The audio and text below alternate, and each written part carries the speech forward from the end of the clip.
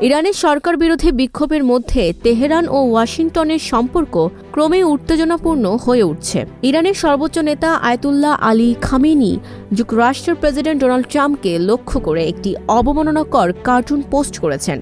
কার্টুনে ট্রাম্পকে প্রাচীন মিশরের মমির কফিনে থাকা ভঙ্গুর মূর্তির সঙ্গে তুলনা করা হয়েছে।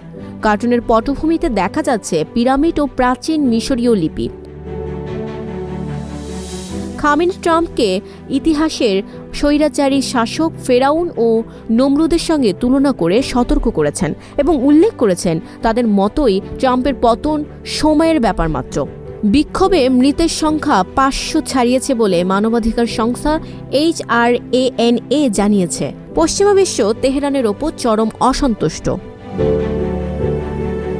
Desk report, news flash 71।